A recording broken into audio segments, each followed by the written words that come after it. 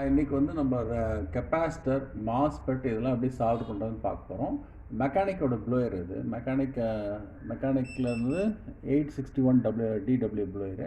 நார்மலாக ஒரு 2000 blower use பண்ணாலும் பண்ணிக்கலாம். நம்ம வந்து 350 வச்சுக்கலாம். இது வந்து லேப்டாப்புடைய கெப்பாசிட்டி தான் பண்ண போகிறோம். நம்ம 350 வச்சுக்கிறேன். சரியா? இதில் வந்து ஏர் வந்து கொஞ்சம் கூடுதலாக லேப்டாப் போடுறதுனா கூடுதலாக வச்சுக்கணும். ஒரு 50 to 60 வச்சுக்கலாம். ஏன்னா கொஞ்சம் ப்ரெஷரும் வேணும். சரிங்களா? ஸோ நான் வந்து 60 வச்சுக்கிறேன். 60 வச்சுக்கிட்டேன். டிப்பு வந்து சின்ன டிப்பாக போட்டிருக்கேன். சின்ன டிப்பு வந்து பார்த்தீங்கன்னா இதில் வந்து டிப்பு வந்து சின்ன டிப்பு. ஸோ ஸ்கோப்புக்காக பெண்டு இது வந்து யூஸ் பண்ணியிருக்கேன். மைக்ரோஸ்கோப் யூஸ் பண்ணுறதுனால. ஸோ இதில் வச்சுருக்கேன். இது வந்து ஏர் வித் ஹீட்டை வச்சு தான் நமக்கு வந்து மெல்ட் ஆகும். ஸோ அதுக்கேற்ற போல இது கொஞ்சம் ப்ரெஷர் இருக்க போல தெரியுது. இவ்வளோ ப்ரெஷர் தேவையில்லை. நான் கொஞ்சம் 50 வச்சுக்கிறேன்.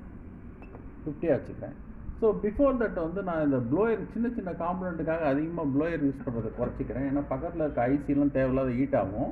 ஸோ அதனால் இந்த கெப்பாசிட்டருக்கு நான் இந்த கெப்பாசிட்டர் வந்து இதுக்கு லைட்டாக பேஸ்ட் போட்டுக்கிறேன். மோஸ்ட்லி வந்து ஜெல் பேஸ்ட்டு லெட்டு நல்ல குவாலிட்டி இதுவாக யூஸ் பண்ணுவோம். நான் யூஸ் பண்ணுறது அயன் வந்து நல்ல குவாலிட்டி அயன் யூஸ் பண்ணுறேன். நீங்கள் என்ன நார்மலாக வந்து ஒரு 60 வாட்ஸ் அயன் யூஸ் பண்ணிக்கலாம். டிப்பு நான் வந்து ப்ராட் டிப்பு யூஸ் பண்ணுறேன். காமனாக இருக்கட்டும் ப்ராட் டிப் யூஸ் பண்ணுறேன். ஸோ இது வந்து எப்படின்னா உங்களுக்கு ரொம்ப ஹார்டனாக இருக்கும். ப்ளோயரில் போய் டைரெக்டாக ஓவர் ஹீட்லாம் பண்ணிங்கன்னா உங்களுக்கு நிறைய போர்டு ஹீட் ஆகும். அந்த டெம்பரேச்சரை கண்ட்ரோல் பண்ணுறதுக்கு நான் என்ன பண்ணுறேன், லைட்டாக பேஸ்ட்டை போட்டே க்ளீன் பண்ணுறேன். ஃபஸ்ட்டு க்ளீன் பண்ணாலே இது ப்ராசஸில் நல்லா வந்துடும். இது நான் இது போல் க்ளீன் பண்ணுறேன். நல்லா ஃப்ரீ ஆகுது பாருங்கள். வேணும்னா லெட்டு கூட யூஸ் பண்ணிக்கிறேன். லெட்டு ஆல்ரெடி பிசிபி ஃப்ரீ தான். அதனால் லெட்டு வந்து நமக்கு தேவைப்படாது. நான் பெரிய டிப் யூஸ் பண்ணுறதுனால நல்லா ப்ரெஷராகவே இருக்கும். இது சும்மா லைட்டாக அது பாருங்கள், இந்த அயனோடவே லைட்டாக ப்ளோயர் போட்டு எடுத்துருவேன். இப்படியும் பண்ணலாம் நம்ம. பாருங்கள் எவ்வளோ ஈஸியாக இருக்குது பாருங்கள். லைட்டாக, ஏன்னா அதுவே ஹீட்டு, சின்ன சப்போர்ட் தான் எனக்கு தேவைப்படுது. அவ்வளோதான், முடிஞ்சிச்சு.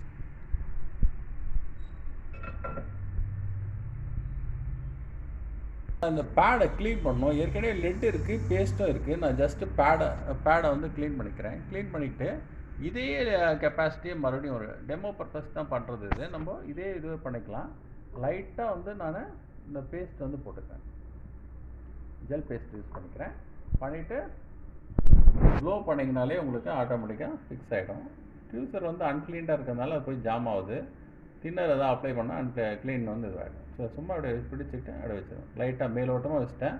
இப்போ வந்து பாருங்கள், லைட்டாக ப்ளோயர் சப்போர்ட்டோடவே இதை வந்து ஃபிக்ஸ் பண்ணிக்கிறேன். லைட்டாக டிப்பு வந்து 90 டிகிரியில் ஃப்ளோ பண்ணணும். ஸோ இதோடவே நம்ம பண்ணலாம். அவ்வளோதான், சும்மா ஜஸ்ட் ஃபிக்ஸிங். உங்களுக்கு அலைன்மெண்ட்லாம் ஸ்ட்ரைட்டாக வேணும்னா அழகாக பண்ணிக்கலாம்.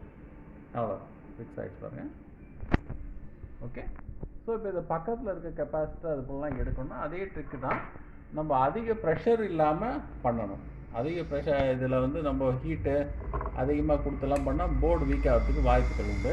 அதனால் சின்ன காம்பனண்ட்டுக்கு நம்ம லைட்டாகவே யூஸ் பண்ணிக்கலாம். இதை பாருங்கள், பக்கத்தில் இருக்க கெப்பாசிட்டர் ஜஸ்ட்டு அயனோட சப்போர்ட்டே யூஸ் பண்ணிக்கிறேன்.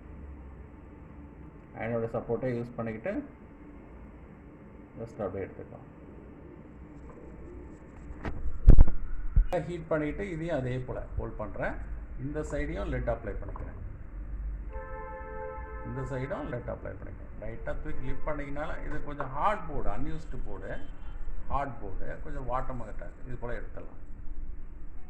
இது வந்து கொஞ்சம் ட்ரையாக இருக்குது. நாங்கள் லெட்டு ஆல்ரெடி பேட் இருக்குது. ஸோ அதனால் லைட்டாக க்ளீன் மட்டும் லெட்டு பண்ணியாச்சு. ஸோ இப்போது டியூசரை வச்சு ஒரே ஒரு பிடிப்பு, சும்மா ஜஸ்ட் ஒரு ஒன் சைடில் லெட்டை சும்மா ஒன் சைடில் வச்சு ஒரு பேலன்ஸ்க்காக. அவ்வளோதான். ஸோ அதுக்கப்புறம் சின்ன காம்பனண்ட் பறந்துடும் அது போல் யோசனைலாம் இருக்கும். அதனால் இது போல் பண்ணிக்கலாம். ஸோ இப்போ லைட்டாக ப்ளோயர் வச்சு தள்ளி விடும். சின்ன காம்பனண்ட்ஸ் தான் ரொம்ப பிடிக்கக்கூடாது. பிடிச்சா பறந்துடும். கரெக்டாக அவ்வளோ.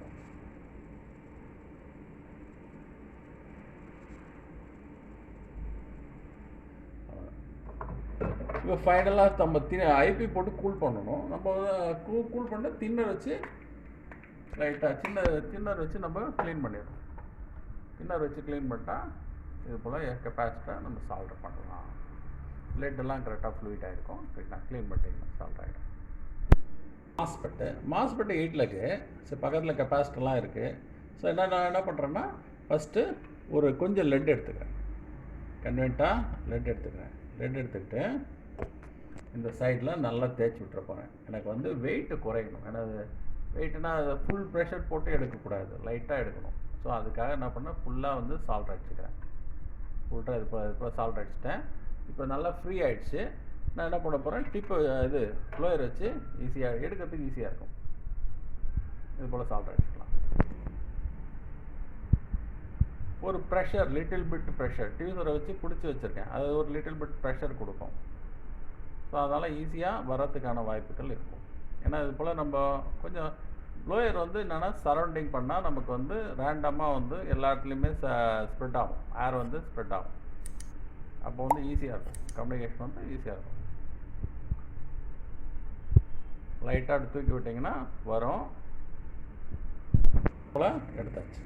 கொஞ்சம் இது ஹார்டு அன்யூஸ்டு போர்டு, சும்மா ப்ராக்டிக்கல் டெமான்ஸ்ட்ரேஷனுக்காக பண்ணுறேன். இது வந்து ஆன்லைன் கிளாஸ் எடுக்கிறோம், அதோடைய இதையும் சேர்த்து தான் பண்ணுறோம்.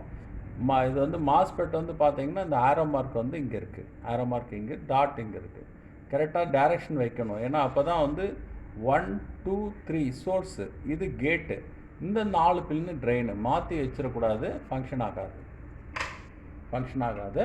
ஸோ இப்போ வந்து வழக்கம் போல் வந்து க்ளீனிங். இது வந்து ஹார்டு அன்யூஸ்டு போர்டு, அதனால் நிறைய இது ஹீட்டு தேவைப்படுது. அந்த ஹீட்டை குறைக்கிறதுக்கு தான் இது போல் வந்து நம்ம லெட்டெல்லாம் யூஸ் பண்ணுறோம். அதே டைமில் நல்லா க்ளீன் பண்ணிவிட்டு, பேஸ்ட் ஆல்ரெடி போட்டிருக்கேன், நல்லா இது போல் நல்லா க்ளீன் பண்ணி விட்டிங்கன்னா பளபளன்னு ஆகிடும். ஜஸ்ட் இப்படி வச்சு லைட்டாக ப்ளோ அடித்தாலே சரியாயிடும். ஃபஸ்ட்டு வந்து நம்ம காம்பனண்ட்டாக அக்யூரேசி வந்து எதிர்பார்க்கக்கூடாது. போர்டு வந்து நல்லா கரெக்டாக வார்ம் பண்ணிக்கணும். வார்ம் பண்ண உடனே கரெக்டாக அப்படி ஃப்ளோ பண்ணி விட்டுறணும். ஃப்ளோ பண்ணிட்டு தரேன், அப்படி சாதாரணமாக அப்படி நிறுத்தி வைக்கணும். பாருங்கள், ரேண்டம் பேசிஸில் நிறுத்தி வச்சிடணும். எடுத்தோடனே பக்காவாக எதிர்பார்க்கல, அப்படி நிறுத்தி வச்சிடணும். ஃபிக்ஸ் ஆகிடும் ஃபஸ்ட்டு. அதுக்கப்புறம் என்னென்னா நம்ம ஒரு டியூசர் வச்சு லைட்டாக அப்படி மூவ் பண்ணிங்கனாலே நகரும் தான். ஸோ இது போல் புஷ் பண்ணிங்கன்னா இந்த பொசிஷன் வந்து வரும். ப்ளோயரில் வந்து நான் 350, ஏர் வந்து 50 வச்சுருக்கேன். இப்போ இதுவே போதும். சரி, இது போல் பின்னெல்லாம் வந்து பக்காவாக சால்டர் ஆகிடுச்சுக்கான்னு என்னன்னு தெரியாது. ஸோ ரேண்டமாக எதுவும் ப்ராப்ளம் வரக்கூடாதுன்னு சொல்லிவிட்டு ஃபைனலாக வந்து நான் இது போல் டச் பண்ணிடுறேன். இது வந்து ஜாம் ஆகும் அப்படின்லாம் யோசிக்கவே தேவையில்ல. ஜெல் பேஸ்ட்டு போட்டுட்டு பண்ணிங்கன்னா ஜாம் ஆகாது. இப்போ இந்த பின்னில் ஒரு சில பின் தூக்கிட்டு இருக்க போல இருக்குது. ஸோ அதனால் இது போல் தேய்ச்சி விட்டால் போதும். ஸோ இது பிகினருக்கு வந்து ரொம்ப ஈஸியாக இருக்கும், லேர்னிங் பண்ணுறது ஈஸியாக இருக்கும். சரிங்களா? ஓகே, நெக்ஸ்ட் வீடியோவில் பார்ப்போம். தேங்க்யூ.